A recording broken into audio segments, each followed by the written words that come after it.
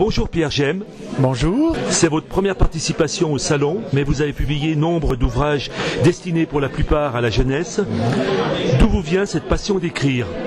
Depuis tout petit, je me suis toujours intéressé à la nature et donc dès que je trouvais quelque chose ou que je voyais quelque chose, je faisais des petites fiches, des petites notes et petit à petit ça s'est organisé sous forme d'histoire. Voilà. Et pourquoi vous avez choisi essentiellement un jeune public ?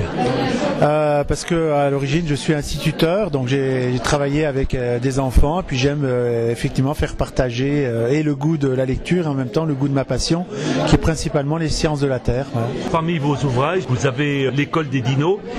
Vous en êtes au 3e volume ? Au 4e. Au 4e. Ouais, voilà. Et comptez-vous poursuivre les aventures de ces dinos rigolos, ronds et colorés ? Oui, puisqu'il y a encore 4 autres ouvrages qui sont prévus et qui vont sortir l'année prochaine. Voilà. Et puis une encyclopédie sur les dinosaures qui est déjà en vente. Voilà. Alors ce sont des albums. Ce sont des albums illustrés. Voilà, il y a un illustrateur ou une illustratrice. Oui, c'est Jess Powell qui est une illustratrice assez talentueuse, enfin très talentueuse même, belge. Est-ce que c'est vous qui choisissez l'illustratrice ? Non, on nous la propose et puis qui décide ? L'éditeur. L'éditeur, d'accord. Et j'ai eu la chance qu'elle soit vraiment, on s'est vraiment bien entendu dès le départ et elle fait des dessins formidables. Quoi. Ça aide beaucoup à la vente du livre, de la série. Vous écrivez aussi pour les adultes ? Oui, tout à fait. Oui, j'ai 2 ouvrages. Un aux éditions de La Boucle, L'Appel des Pierres, qui est un roman, un thriller, et puis un essai sur justement les sciences de la Terre aux éditions Transboréales, et puis un prochain ouvrage qui va sortir chez Plomb, qui sera un témoignage. Avec l'Appel des Pierres, vous évoquez les inondations qui ont eu lieu en 2010 en Vendée, Oui.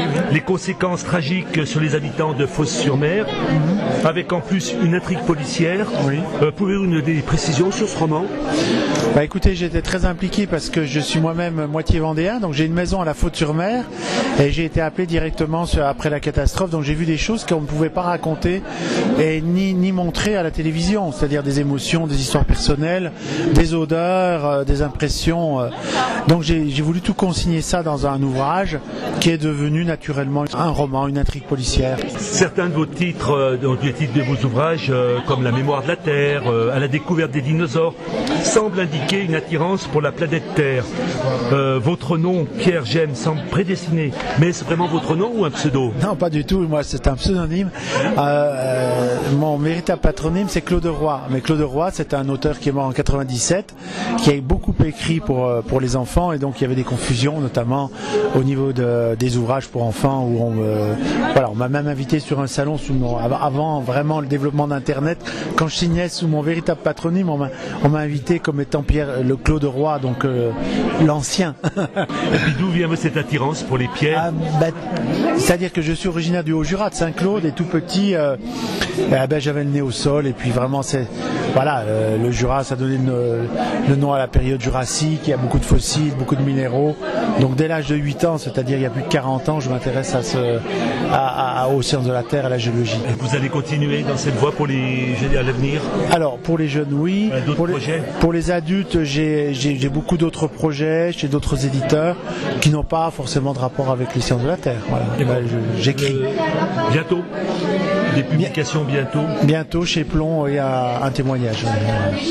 Merci beaucoup. Merci à vous et puis heureux d'être parmi vous parce que c'est un très très beau salon. Merci.